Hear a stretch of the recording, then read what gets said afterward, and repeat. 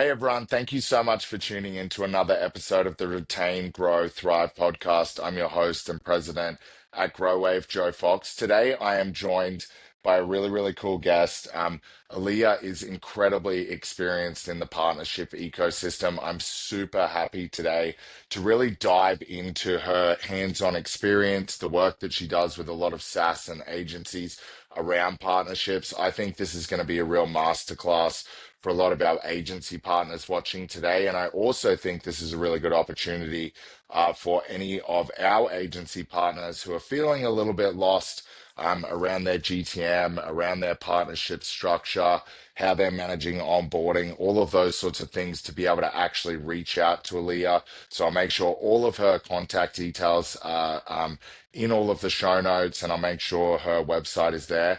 But without further ado, I want to introduce Aliyah Harith from QwintiQ, and thank you so much for coming on board. Hey, Joe, thank you so much. I'm excited to be here. Thank you for having me. Absolutely. I've been really looking forward to having this conversation. I know you and I have had quite a few offline conversations about partnerships and why they're so important, particularly, right here and now, and everything that's happening in the ecosystem and everything that's happening with SaaS and agency and all the craziness with tariffs and AI and all of Yeah. those sorts of things. And obviously, right now, people may not be seeing this right now, but they're probably seeing it in 2026. But we're at the precipice of Black Friday, Cyber Monday, which is obviously a really, important time. And I think really good timing of this releasing in the new year, because I think a lot of agencies are probably recovered finally from BFCM or SaaS technology vendors, and they're like, what am I going to do for partnerships in 2026? So I'm really excited for this one. So Aaliyah, can you tell us a little bit about your partnerships background? What's brought you to be able to really focus on doing this full time now and being able to coach other people and organizations on partnerships? Yeah, absolutely. I think, like a lot of people in partnerships, I fell into it. Yeah, Partnerships is not something you go to school and major in. yeah, Well, for yeah, me, I actually started in traditional public relations. I was working at a luxury lifestyle and fashion agency doing PR. I worked in the fashion tech space for Fashion Week. I worked in the higher education space, got my master's in public relations, did the PR and advertising for four different educational institutions, colleges and universities here in New York. And then when I was at my last stint at Hofstra University, I saw a post on LinkedIn for a partnerships manager position. I yeah. had no idea what that was, but I read the JD and I was like, I can do all of this. This is within my skill set. And so it ended up being at a legal tech SaaS company. And so that was my first, entrance into the tech industry, the SaaS industry, and then also partnerships all at once. And I just fell in love with it. I love working with people. I love the fact that we are able to drive impact and revenue through relationships. And, this idea of sales through collaboration as opposed to competition, which is always, it just resonated with me a lot. And so I knew immediately that this was going to be, my career path. Absolutely. I love that. There's so many points I want to pull out of that because I love that. And I think that might have to be the title of this episode is the sales through collaboration, not competition. That's a very cool line. I like that a lot. And I mean, talk about baptism by fire, like moving into tech and into partnerships in that first role. That's very cool. I love that. And I mean, I think there's so many little like things that you pick up when you are put in that position from a partnerships perspective, right? I think a lot of seasoned partnerships people as yourself, you find that those early kind of roles really shape everything you do. And I'm sure a lot of what you started doing versus what you do now and what you recommend is super different. So I want to kind of dive into that a little bit as well, as like what kind of are the key things that you feel that you've changed in your approach to partnerships, and the key things that you recommend organizations now focus on in terms of partnerships. Yeah, that's a great question, Joe. And it's sometimes difficult to pinpoint one or two things because partnerships, I've said before, and I wrote a LinkedIn post on this. Partnerships is one of the only functions within a business that operates like a business, like a sub business within the business. Like there's partner operations, there's partner marketing, there's obviously partner sales, there's customer relation or partner relations, which is similar to client success, right? There's budget, there's all of these things, right, that operate within partnerships. And that partnerships manager, or that especially like a head of partnerships or that first partnerships hire, is really acting like the CEO of their own little company within the company, right? And so that was my experience. I was the first partnerships hire at that SaaS company, and I was sitting under the VP of marketing, who then, when I came on board, became the VP of marketing and sales. I'm sorry, and partnerships. The VP of marketing and partnerships. So, we were kind of just paired together, and there were many things that I didn't, do right, but things worked out anyway, thankfully. By the end of my time there, within 14 or 16 months, partnerships was accounting for 20% of the overall ARR of the Wow. company. And we had grown the partnerships program from about 14 or 10 partners who just love the CEO and, like the product a lot, to over 100 partners that were Wow. dedicated to reselling and referring our program or our SaaS product. And I think what I learned in that case, and something that I tell people a lot when they're like, okay, I want to build out partnerships, I'm like, go for the quality over the quantity at first, Yes. and really drive depth in the relationships that you start with, as opposed to trying to just have one of your KPIs be the amount of partners within your program. Partnerships, more partners doesn't necessarily equal sales. It just equals management. you know, Yes. it's Yeah. not, and I've seen so many programs and I've had so many conversations with CEOs where I'm like, so how many partners do you currently have? Oh, we have about 50. Okay, great. How many partners are consistently driving leads to you? Oh, maybe 5 to 7. Yeah. What? It's like the melt emoji, like, what is going on? Yeah. So I'm like, okay, something went wrong there. And I think a lot of companies, they get excited about partnerships and they want to go big, and they measure the success or the validity of their program by the amount of partners they have.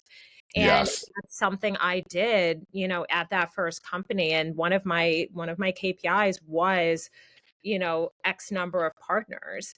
And that doesn't really make much sense. And it wasn't until after I hit that KPI and then realized, okay, well, where's the revenue? Now I just feel like I'm all over the place. It was like, okay, now we need to get specific. Now we need to differentiate partners by size, by revenue capability, by their dedication to, okay, how many people within their team are they going to dedicate to reselling our product? What is their capacity? Right? Are they willing to be accountable? Are they willing to be held to certain KPIs? And to be honest, that was something at the outset I didn't really know to be that strategic and that intentional about. And that first early set of partners, they were great people, great business owners, but they didn't move the needle when it came Yes. to what we were looking to accomplish, for our product and beyond. So what I learned was, okay, now we need to get very intentional about who we are targeting and really refine that IPP or ideal partner profile, and say, okay, within this ideal partner profile, who's hitting that maximum, like who's our star partner potentially, Yep. and like really going after that, and who's actually going to bring in the deals that we want to see. So we went from having partners that would bring us like 1 to 2 deals a month to partners that would bring us 10 to 20 deals a month from one partner. And it's like, okay, if we can just keep duplicating that and keep going Yes. for those fish, those bigger fish, then okay, we can do a lot more with less. And now, we're building a scalable engine as opposed to just managing a free for all here. Yeah, absolutely. I mean, so many valid points there, but I think, speaking from experience, I think when you end up in those, sometimes like when you are, number one hire in partnerships and you're reporting to someone who has zero kind of partnerships experience, trying to explain that to them can be a little bit difficult. Like they just in their mind equate volume of like partners, number of partners to revenue output. And it's like, oh, it doesn't work like that. And I think the way that you've articulated that and explained that is perfect because it's like you really need to focus on quality, particularly early on, because you can spend a lot of time, with the wrong partners. I mean, I can speak for this even as recently as Growave. It's like we have some incredible partners and we've done a lot of cool things together, whether it be, we might have a shared merchant, we've done like one case study, we do some events together,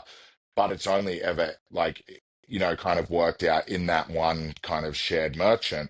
Whereas we have some other partners who might be slightly smaller in size, slightly less well known, maybe not as kind of like, I guess, fancy in terms of like the ecosystem and how they would look at them, but they're continually driving us revenue and we're continually able to refer to them and drive revenue and really collaborate. So yeah, I think that's a really cool point, Yeah. especially for those who are new to the partnerships ecosystem.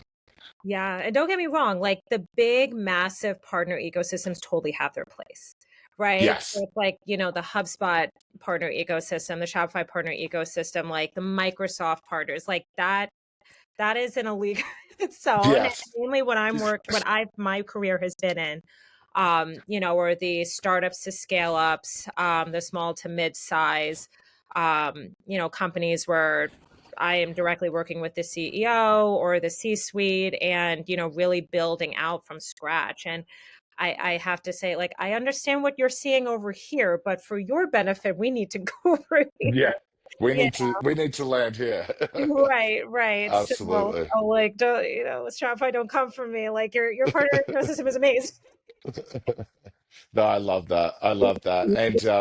And so I think what I'd love to dive in there is there's some really good, kind of clear lessons, particularly for, as we're talking about, and as we both have been that first hire at an organization on a partnerships front, building out from scratch. And I saw is Greg Portnoy over at Eula puts together some really cool content. I saw you engaging with that, and you had some really good points. So I'd love to kind of dive in a little bit here because I think this is really practical advice, both for agency and SaaS who haven't, put together a partner program yet, or they're kind of like in a bit of a situation where they're like, well, we kind of have a partner program, but we don't know where we should go.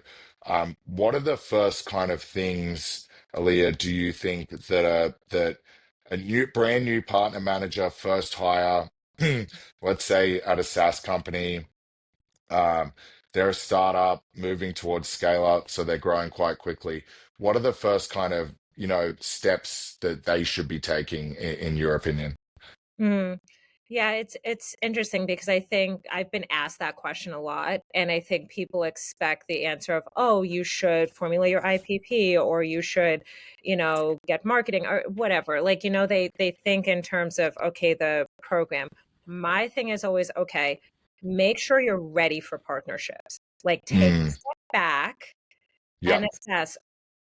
The question I always ask C-suite or CEO is this, or the person that's asking me, I always ask, okay, if you had 10 partners over the next 60 days who brought you 5 leads each, what do you do with them? that's Like, it. Yeah, that's a very good frame. what do you do with them? Yeah, Like, how are you handling that partner? What's the relationship looking like? what's the cadence of communication looking like?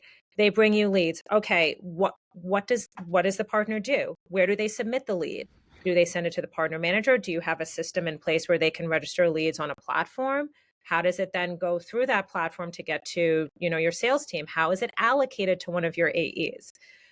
Who's going to reach out to that potential client? Who is going to take them through that sales cycle? And once they have agreed, contracts are signed, what have you, they're subscribed, whatever, what does onboarding look like? If you don't have that completely fleshed out, I think you should take a step back and really work with your first hire your first partnerships hire and say, what does this system look like? Because Yeah. I have seen way too many companies where they are excited about partnerships and they want to just dive in. And then, I have a partner, brings them a lead, and they're scrambling internally. It's like, okay, Yes. who's handling this? Okay, so and so, are you handling this? And it's a game of like not pass the baton. You know what I mean? It's like popcorn. Like, okay, tell so and so, tell so and so. Like, whoa, wait, who's handling this? Why don't we have this fleshed out? And so for me, whenever I go into a company, my first question is, okay, who handles this? Who is Yes. the person for this? Who handles this? Okay, and then I create like a lead flow. Okay, Yep. when a customer comes to, or a potential customer comes to you, is this correct in the flow of what they're going to experience? Because at the end of the day, it's about the customer, right? Mm-hmm. It's about your Mm-hmm. client. Yep. Who are we here to Yep. serve? It's really the clients and the customers, and the partners are in the same boat. We're here to serve each other's customers and clients. It's client first. So you need to think at the outset of that customer journey. So if we're talking about like a startup or a scale up, or a company that's very new to partnerships, it's very likely they may not have that fleshed out yet. So Yes. as that first hire, to circle back and answer your question, that first partnerships hire really needs to assess the company and say, hey, are you really ready for partnerships? If not, here's where we need to clean things up. Like, as an Yes. example, a client of mine that I have currently, they wanted to build out partnerships, but their website was a mess. Their social Mm-hmm. media Mm-hmm. was a mess. And I'm like, guys, we need to clean this up first, because if I were a partner and I go to this website, I'm not going to feel confident referring someone within my network or one of my clients to you when this is maybe it's my PR background, but when this is the face that you're presenting. You Yes. it's Yep. not, it doesn't, you have to have a clean, look if you're going to, develop partnerships and say to a partner, hey, I want you to trust me and be able to feel confident recommending me. It's like, so that's just an example. So I redid their entire website. I Oh, redid wow. social media. You know what I mean? Yep. So like, there were internal things that had to be fleshed out. So that's that first part, is the partner readiness, I call it. So that's something that in my consultancy we help companies with if they need it. But I really encourage companies to take a step back and see, are we efficient and effective if we were to bring on partnerships? Then you can jump into, okay, what is it that we're actually adding value in? Yep. What gaps are we actually filling, right? And agencies, looking at you, you have it harder. Yeah. You have it way Yes. harder. Because SaaS, I've been on both sides. SaaS is very easy. This is the product, this is what it does, these are the features. It kind of is what it is, right? There's a lot of Mm-hmm. iteration, but this is the product, this is what it does in the market, this is who it can help. Our partners should be this, and this, demographic. Agencies, it's harder because typically they do like 5 or 6 different things, Yes. and they Yeah. have multiple service verticals. And so then it becomes, okay, I had this conversation with a client recently. They do a lot, let's just put it that way. And I said, okay, what is your core competency? Like, what is the thing that you do best? They do a lot of things incredibly, but one area of their business, they have a proprietary AI technology that they built internally that really changes the game for this particular service area. And I said, Oh, that's wow. what we're leading with. Yes. So we're Yeah. going, and we're going to build our IPP around who can benefit from this. I know you can do all of this, and maybe there's an opportunity once we partner to be able to bring these other service verticals in, but let's start with the golden, the golden eggs, so to speak. And so I think for agencies, it's that first step. A partner manager needs to figure out what is that golden egg for, their client or their company, and then build, their partnerships, their ideal partner profiles around that.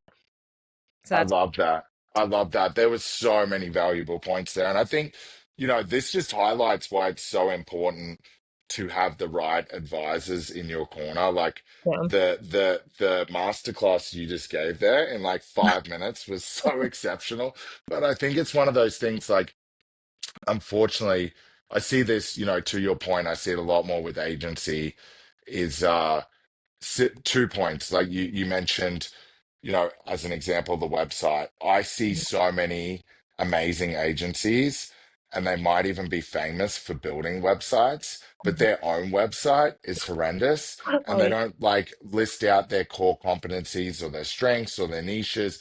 They just chuck a whole bunch of logos that they may or may not still be working with, and then they put up a couple of awards, and then they don't touch the website for like 10 years.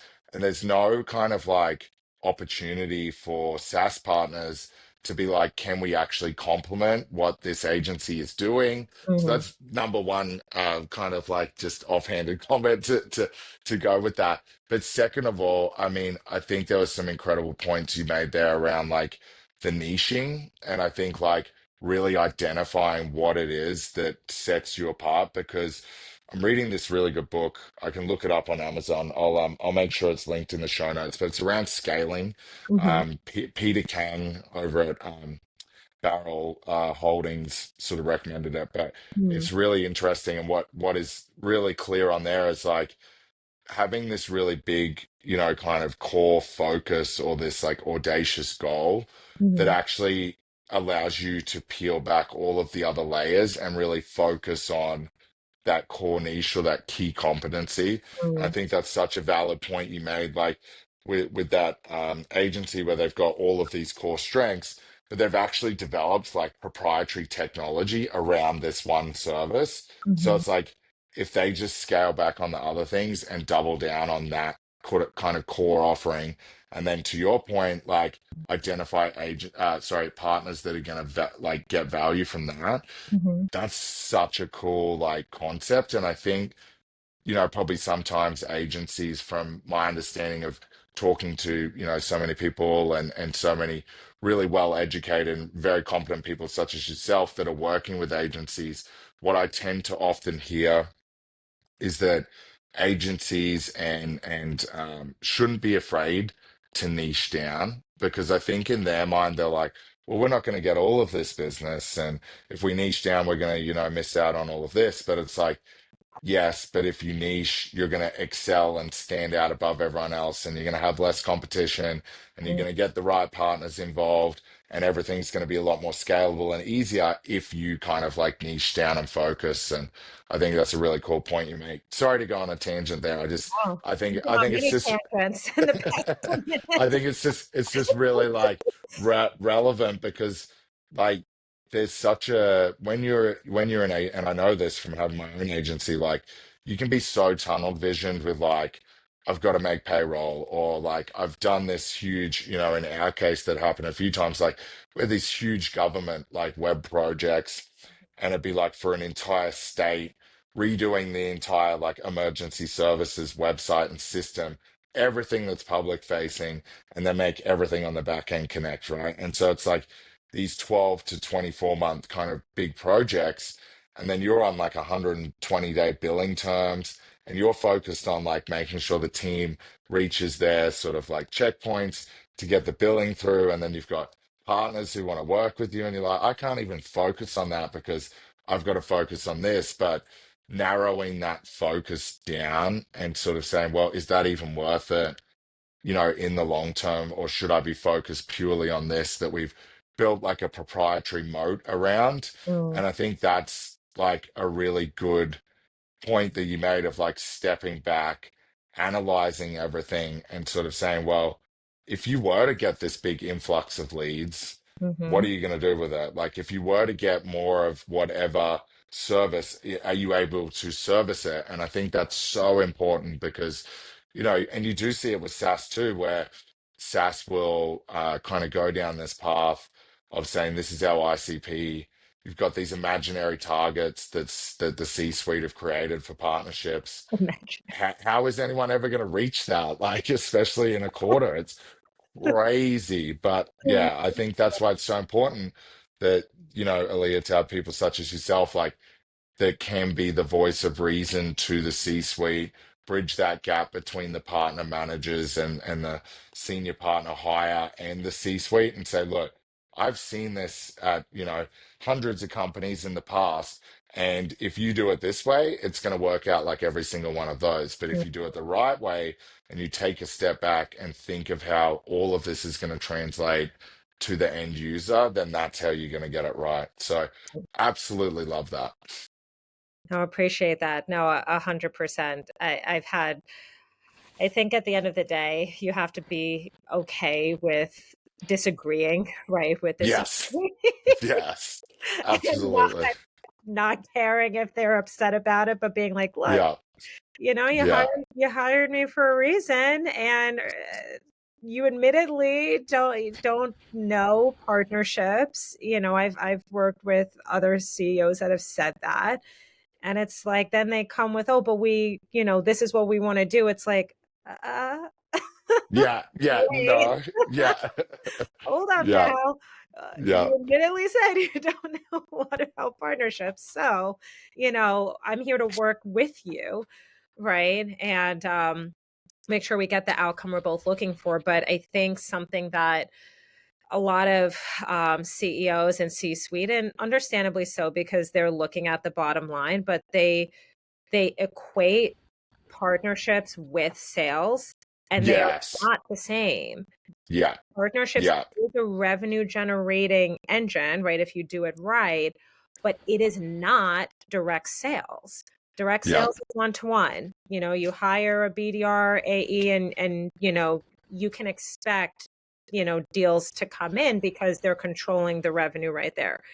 Partnerships is a one to many, right? Yes. You have to invest in creating, it's a pipeline. You invest in creating that relationship, that depth, enabling them properly, getting them set up properly, doing whatever needs to be done to make sure they're supported and that the relationship is rock solid, right? And then it blossoms. Then it's like that one relationship that you invested the time and energy and resources into developing is going to yield all of this, all of these leads and all of this revenue if done correctly. But that takes time. That's not going to happen in a month. It's not going to Yes. happen in 10 days. It's just not. And even like you do the same actions in terms of prospecting partnerships and doing, all of the outreach and the cadences, you do the same actions, but you're not going to see that immediate result because there's a relationship obviously in between you and the revenue, right? But that relationship is so worth it. And I've seen companies like bulldoze over that, trying to get the Yes. revenue immediately. And it's like, you need Yeah. to be patient. Like, this is not sales. You are doing this for a level of residual income, right? You need to be patient with it. Absolutely. Yeah. I mean, and unfortunately, like it's still to this day happens quite a lot. Like I see, unfortunately, like partner managers who are just under a lot of pressure from C-suite, to my point earlier, these imaginary plucked literally out of thin air targets that Yeah. is, I have no idea how they were created. Happens a lot, mainly like too, I find with like VC or private equity backed startups, I was about to say VC back less startups. than bootstraps. Yeah, and Oh, yes. and it's just like, hey, this is the imaginary target that we've put towards the board. We need to make up for it for all our departments. Yep. Sales isn't going to be able to do it. Marketing isn't going to be able to do it. Yep. So we're going to slot like carve off this chunk that is just allocated to partnerships, go out there and just burn bridges and relationships to try and hit these numbers. And then we're going to double them for next quarter because you didn't hit them this quarter. It's just, it's so insane to me. And it happens so much. And I just like, yes, VCs, if you're watching this is exactly what your yes, nodding head C-suite is doing to you. So please, like, take some pressure off. And if you're C-suite and you're doing this to your partner managers, go have a hard look at yourself in the mirror because it's ridiculous. But anyway, Yeah. I I do not mean to cut you off because I feel like we could talk about this forever, and I would really love to do a part two on this because I think, the insights here have been absolutely amazing, Leah. Where can people who are watching this, who might be C-suite and are like, okay, I want to do this the right way, or they might be like a new partner manager and they're looking for that external guidance, or they're a startup or a scale up and they're like, hey, I need help with partnerships. I don't understand it like you clearly do, and they don't have your expertise. Where can people get in touch with you? Yeah, absolutely. So you can reach out at say hey, SAYHEY at QwintiQ So it's QwintiQ Consulting.com. So shoot me an email, or you can reach out to me on LinkedIn, Aliyah Harith. Yeah. Awesome. Aaliyah, thank you so much. I'll make sure all of those links are below because you know, I have some incredible conversations on here, but this was literally like so many amazing points that I think I've wanted to be able to articulate, but never have. You articulated them perfectly. So Thanks. thank you so much, Aaliyah. Really appreciate it. And we'll definitely get you on for a part two. But just quickly, I ask everyone this. I don't have it next to me, but what I like to ask everyone in this space, because I feel like in SaaS, in partnerships and everything, so much of what we do is face to face, and a lot of that involves traveling to different places and different locations. So I always like to ask the guests, what is the one thing that they can't travel without? You cannot say a pet and you cannot say a person. Oh, dang. I was going to say my cockapoo Gracie. Yeah. And you cannot say a person, you said? You cannot say a person, no. The one thing I can't travel without. That's hard. I'm low key. I I'm should have prepped you a for this lot one. of things. What did you say? I said I should have prepped you for this one and let you know, but I like asking it because I have so many different questions, but selfishly I end up with all of these like little travel hack ideas. Like people are like, oh, I always like pack this so that it's like this, and I can get more into my suitcase. And I'm like, that's a brilliant idea. So I'm learning all of these like travel hacks to travel better to events. Hmm. I wouldn't. It's so okay.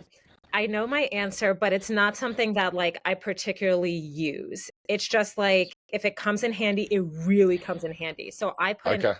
tag in my Okay. thing. Yes. Do you do that? Yes. I do. I You do. do I've do that. done. Oh, that's I not a did good one. that. You do that already. No, it is. No, that's a great one because I'm sure a lot of people don't. But that's a great one Yeah. because I've had to use it before. I've had to So, before too. and Just I think it's really, yeah, so yeah. it is worth it. Air tags are expensive. There's no denying that, but it's worth it if you need to find where something is. Yeah. So I think that's a very good one. And no one said that one yet. So that's a Oh, great one. good. Okay. And they That's a come in great a one. 4-pack. They come in a 4-pack. Yep. So Absolutely. Awesome, awesome. Well, look, Aaliyah, thank you so much for coming on today. Like I said, tons of great insights here. I'm super excited to rewatch this one. I know there's going to be some incredible sound bites that the editor pulls from this as well, because this was amazing. So I will make sure that all of the links that you put in are in the show notes. Audience, I very much encourage you to go connect with Aaliyah. The LinkedIn content that she consistently puts out is incredible too, super insightful, just like this conversation has been. And also, if you're someone who is struggling with putting together a partner program, or to the point of this conversation, you're not sure if you are ready for a partnerships program and you want to take the steps to be ready, I really encourage you to reach out to Aliyah and get that happening. But thank you so much for tuning into another episode. Aliyah, thank you so much for coming on board, and I look forward to doing a part two. No, thank you, Joe. I'm a huge Joe Fox Growave fan, so this has been my pleasure and honor. Thank you so much for having me. Thank you so much, Aliyah. I'll talk to you soon.